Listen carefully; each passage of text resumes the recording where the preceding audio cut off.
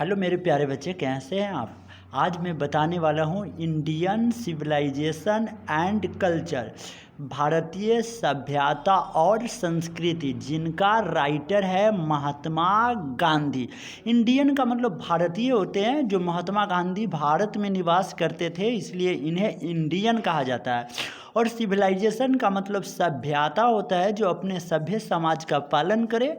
और कल्चर का मतलब संस्कृति होता है, जो अपने संस्कार के रूल को फॉलो करे। ठीक है, अब आते हैं इसके सेंटेंस के मीनिंग को समझेंगे, वर्ड को समझेंगे।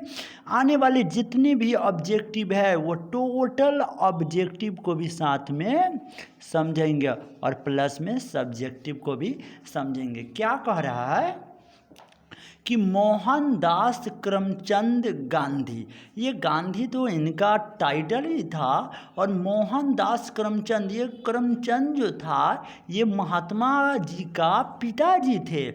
इनकी जन्म 1869 मतलब कि 1869 को हुआ था, अर्थात 2 अक्टूबर 1869 को हुआ था। और उनकी मृत्यु जो हुई 1948 मतलब 1948 में हो गई। तो यहाँ से आपसे क्वेश्चन पूछा जाएगा कि इंडियन सिविलाइजेशन एंड कल्चर का राइटर कौन है, लेखक कौन है। तो महात्मा गांधी। महात्मा गांधी का पूरा नाम क्या है, तो मोहनदास करमचंद गांधी। ये भी तो पूछा जा सकता है कि महात्मा गांधी का जन्म कब हुआ है, तो 2 अक्टूबर 1869 में। और महात्मा गांधी का मृत्यु कब हुआ है, तो 1948 में। ठीक है, पॉपुलरली वे लोकप्रिय थे, नोन है, जाने जाते थे बापू के रूप में। मतलब बापू के रूप में लोग उन्हें जानते थे, लोगों के बीच में लोकप्रियता फैलाते थे बापू के रूप में। और या the father of the nation, the father of the nation. Nation का मतलब राष्ट्र और फादर का मतलब पिता। राष्ट्र के पिता मतलब राष्ट्रपिता के रूप में लोग उन्हें जानते थे, या बापू के रूप में भी लोग उन्हें जानते थे। Was more a spiritual leader than a politician.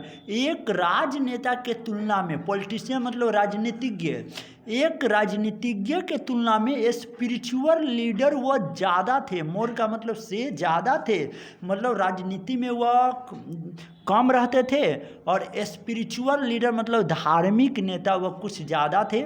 भगवान उगमान पे भरोसा बहुत ज़्यादा करते थे। कौन? महात्मा गांधी। ही सक्सेसफुली, वह सफलतापूर्वक यूज्ड प्रयोग किया, क्या चीज़ का? Truth and non violence. Truth का मतलब सच्चाई, एंड का मतलब और नॉन वायलेंस का मतलब अहिंसा होता है। जो सत्य और अहिंसा के रास्ता को सफलतापूर्वक उन्होंने प्रयोग किया, इसलिए हम लोग बोलते हैं ही successfully used truth and non violence as the chief weapons. उनका ये मुख्य हथियार था। चीफ विपन्स मतलब उनका मुख्य हथियार था against the British rule in India.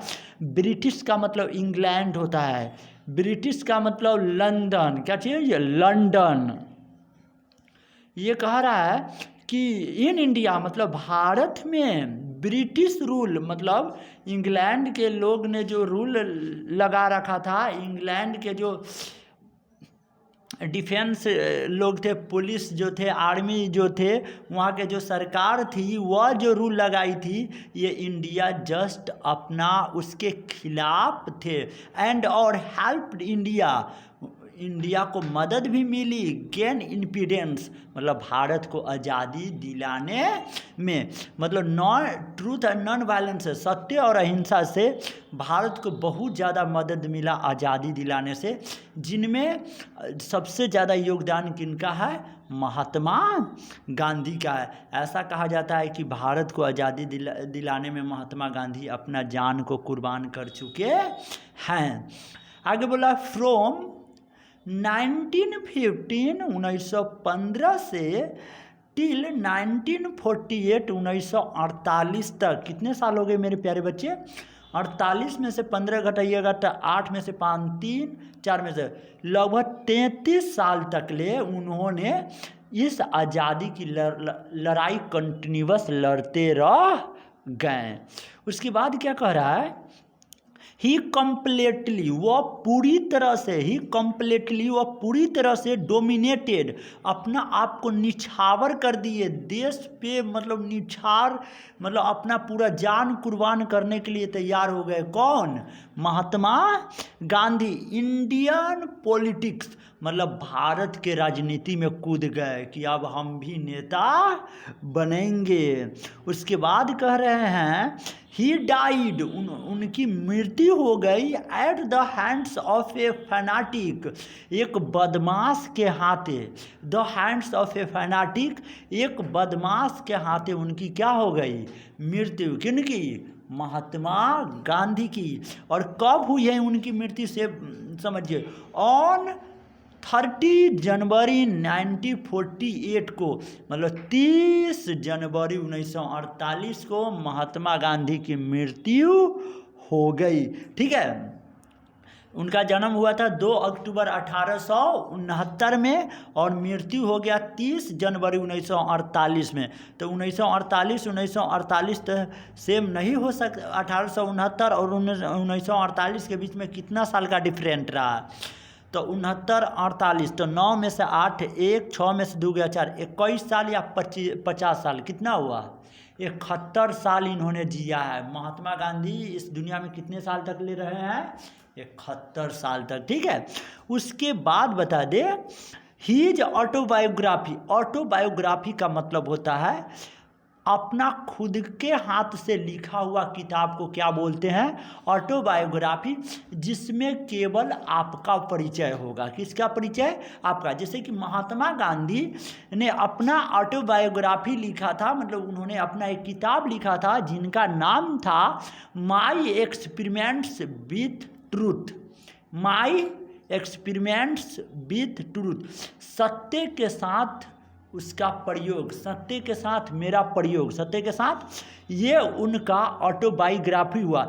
ये एक ऐसा ऑटोबायोग्राफी था जो महात्मा गांधी के पूरा लाइफ स्टाइल के बारे में लिखा था, जीवन शैली के बारे में लिखा था। मतलब महात्मा गांधी का जन्म से लेकर मरण तक का पूरा इतिहास इसमें लिखा गया था, मतलब पूरा जीवनी लिखा गया था। किनका? महात्मा गांधी का। उसके बाद क्या हुआ?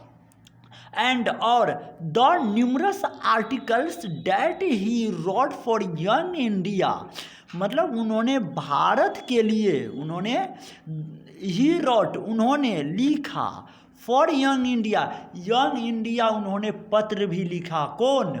महात्मा गांधी, जिसे हम लोग आर्टिकल्स कहते हैं। क्या कहते हैं? आर्टिकल्स कहते हैं। यदि आपसे एग्जाम में पूछा जाए कि महात्मा गांधी का ऑटोबायोग्राफी का नाम क्या है, ऑटोबायोग्राफी का नाम क्या है, तो आप जवाब देंगे माई एक्सपेरिमेंट्स विथ ट्रूथ।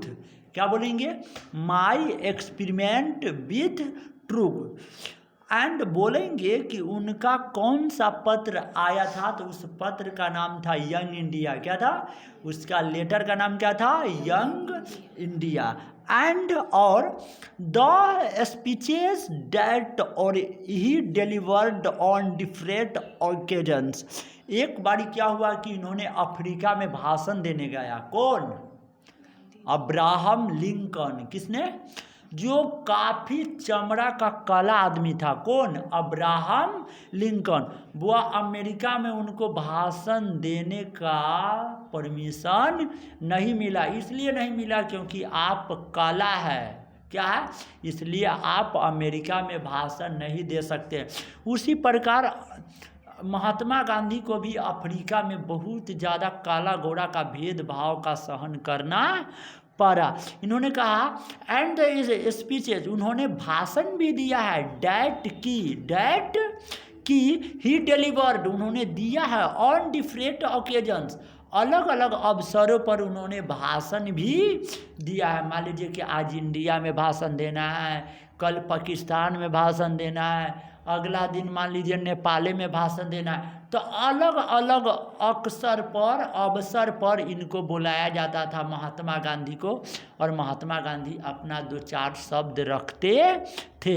आगे अक्षर पे देखिए, रिवील हिम नॉट ओनली, वे केवल इसमें वास्तविकता को नहीं दिखाते हैं, इसमें अपनी बातों को प्रकट नहीं करते हैं। एज एन ओरिजिनल थिंकर, वह एक बढ़िया सोच के आदमी थे। कौन? महात्मा गांधी। किसी के बारे में भारा बुला नहीं सोचते थे, मतलब किसी के बारे में गलत नहीं सोचते थे, हमेशा सबके अच्छाई के बारे में सोचते थे कि फलानमा के अच्छा कैसे होगा। हे भगवान से दुआ करते हैं कि ओकरो 4 गो बाल बच्चा हो सके।